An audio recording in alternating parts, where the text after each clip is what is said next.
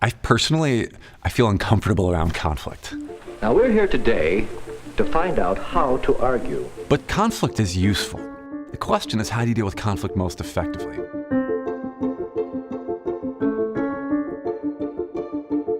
Here we go. I am author of Negotiating the Non-Negotiable: How to Resolve Your Most Emotionally Charged Conflicts.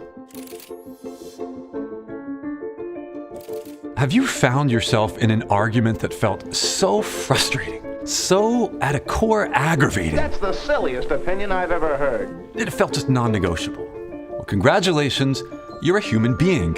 We all experience conflict in our lives. And seeing what's going on in our world today, my hunch is you were probably having at least one of these conflicts about politics. Our country has fallen into what I believe is a tribal trap.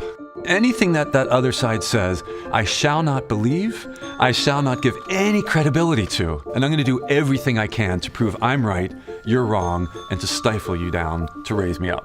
The problem is not with the what. What are we arguing about?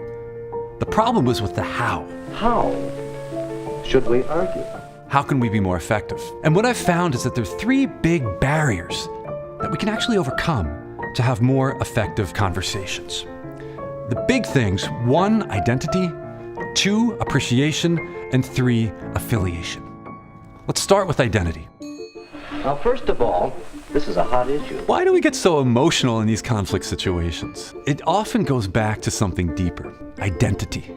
What are the core values, the core beliefs that are feeling threatened inside of you as you're having that conversation with the other side? The moment your identity gets hooked in these conflicts, all of a sudden your emotions become 100 times more powerful. Boy, this is a wholly different conflict now. It's now your pride. Your sense of self is on the line. You need to know who you are and what you stand for. What are the values and beliefs that are driving me to fight for this stance on this issue? The more you understand who you are, the more you can try to get your purpose met and stay balanced, even when the other threatens those core values and beliefs. Each side wants to feel appreciated, and yet the last thing they want to do is to appreciate the other side. That's a problem. Listen and understand. When you're in the midst of the conflict, don't talk. Take the first 10 minutes. Consciously listen to the other side. What's the value behind their perspective? What's the logic, the rationale? Why do they hold this perspective on immigration or healthcare? Once you truly understand and see the value in their perspective, let them know, I hear where you're coming from. And you know what? That makes sense. There is nothing more in the world that we like than to feel appreciated. Recognize your power to appreciate them. Third, affiliation. What's the emotional connection like between you and the other side? We typically approach these conflict situations as me versus you. My opinion on healthcare versus yours. My party's perspectives on immigration versus yours. That's just going to leave the two of you like rams butting heads. Find common ground.